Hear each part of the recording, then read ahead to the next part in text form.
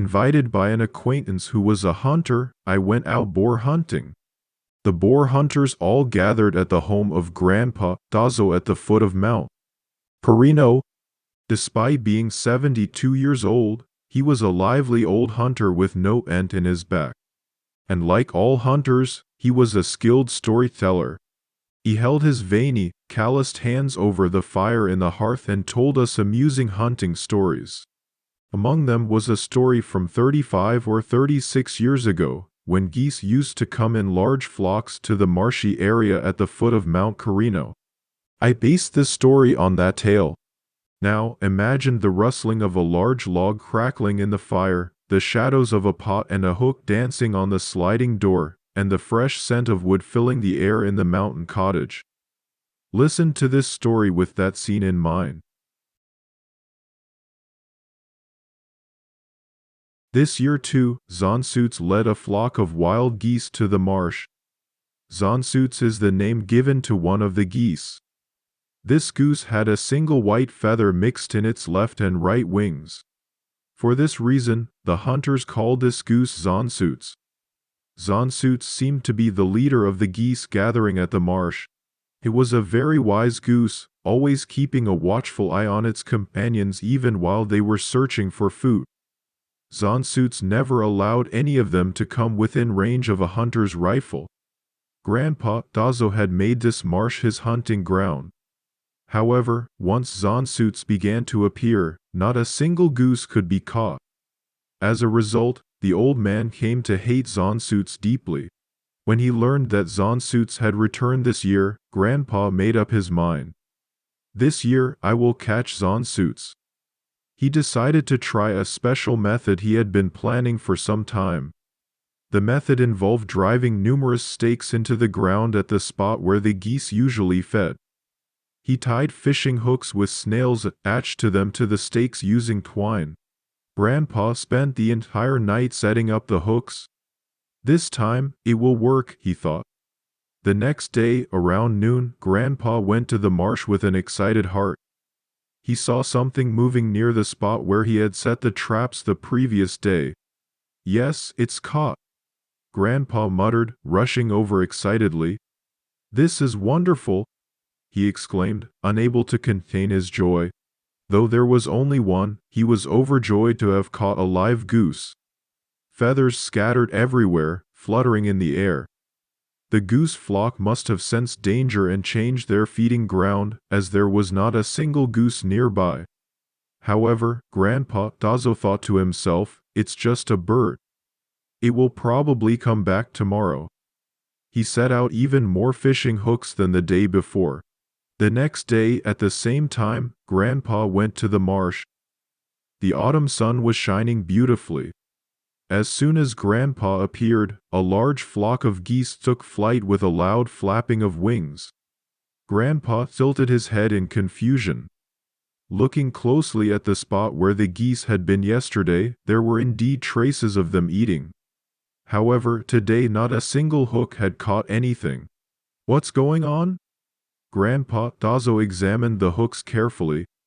All the fishing lines were taut.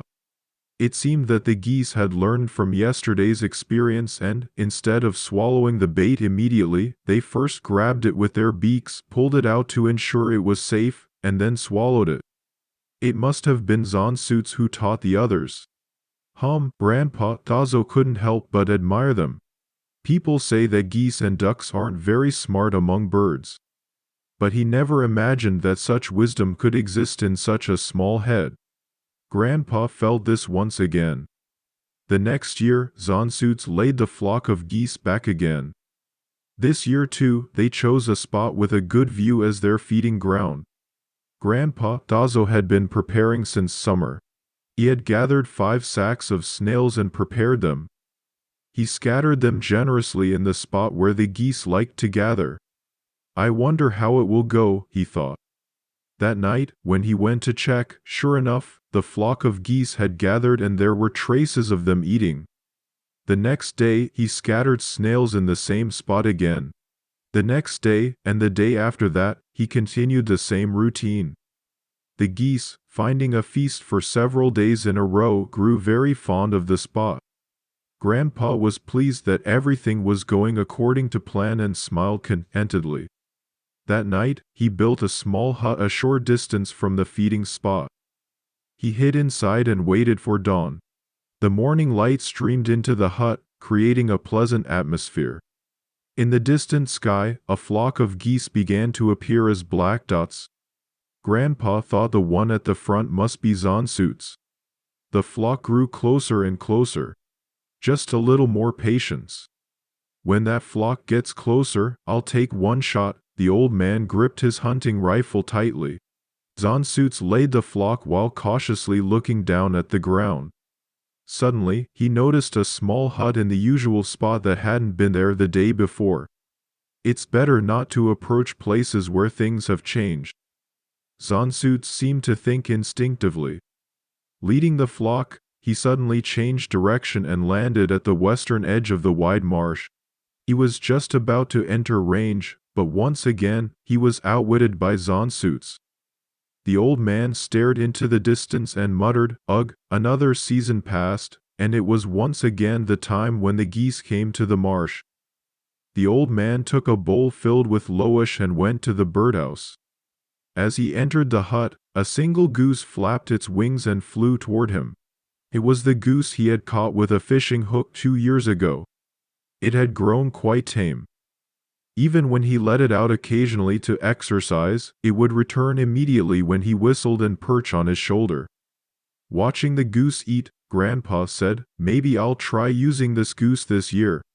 From years of experience, Grandpa knew that geese follow the first one to take flight. That's why, ever since he caught this goose, he had planned to use it as a decoy. When he heard that the flock of geese was coming, Grandpa went out to the marsh. The geese had chosen a feeding ground much farther away than last year's spot. It seemed like a large pond had formed there due to the summer floods, and there was plenty of food. This should work. Grandpa looked up at the clear sky and smiled. That night, he released the decoy goose at the feeding ground and waited inside the hut. The battle is about to begin. In the morning, the eastern sky turned red. Zansetsu laid the flock and flew straight toward the sky. The flock landed at the feeding ground and began to cry loudly. Grandpa's heart pounded. He closed his eyes for a moment to calm himself. He gripped his hunting rifle tightly and opened his eyes. "Today I'll finally get my revenge on that Zansetsu." Grandpa moistened his lips and tried to whistle. At that moment, a tremendous flapping sound filled the air. The flock of geese took off all at once. "What's happening?" The old man rushed out of the hut. Looking up, he saw something falling straight down from the white clouds. A falcon! The flock of geese, guided by the remaining snow, moved very quickly and flew high into the sky. One goose had fallen behind. It was the old man's decoy goose. Having been kept by humans for a long time, its wild instincts had grown dull. The falcon targeted that one goose. The old man blew his whistle desperately. The geese heard the sound and flew toward him. However, the falcon blocked their path and struck with a single blow. White feathers scattered across the morning sky. The goose's body tilted. Just as the falcon was about to attack again, a large shadow crossed the sky. It was Zansetsu. Grandpa raised his hunting rifle to his shoulder, aiming at Zansetsu. But for some reason, he lowered the rifle again. At that moment, Zansetsu saw neither the human nor the falcon. All he saw was the figure of his comrade in need.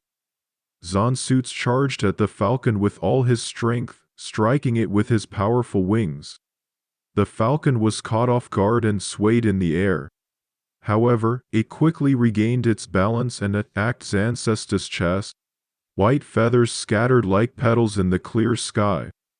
The two birds tangled together and fell into the marsh. The old man rushed over. The two birds were still fighting fiercely on the ground. However, the falcon saw the human figure and stopped fighting. The falcon flew away, staggering. Zansetsu lay motionless, its chest stained red. Yet, sensing a new enemy approaching, it raised its head with its remaining strength. It glared at the old man. Its face was so dignified it didn't look like a goose at all. It seemed as though it were trying to uphold the dignity of a leader. Even when the old man reached out his hand, Zansetsu no longer struggled. Grandpa was deeply moved. He no longer felt he was facing just a bird. That winter, Zansetsu spent his days in the old man's hut. By spring, his chest wound had completely healed, and his strength had returned. One sunny spring morning, the old man opened the door of the cage wide. Zansetsu tilted his long neck and seemed slightly startled by the suddenly expanded world. But soon, bash! With a pleasant flapping of wings, it soared straight into the sky. The fully bloomed plum blossoms touched its wings and scattered like snow. "Hey, you heroic goose!" Grandpa Taizo called out in a loud voice. "I have no intention of defeating a noble goose like you by cowardly means.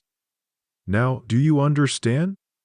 This winter, bring your companions back to this marshland. And let's fight again, face to face." Grandpa Taizo stood beneath the flowers and spoke those words. Then, with a clear expression, he watched Zansetsu drift northward, disappearing from sight. He continued to watch that scene, for a long time, a very long time.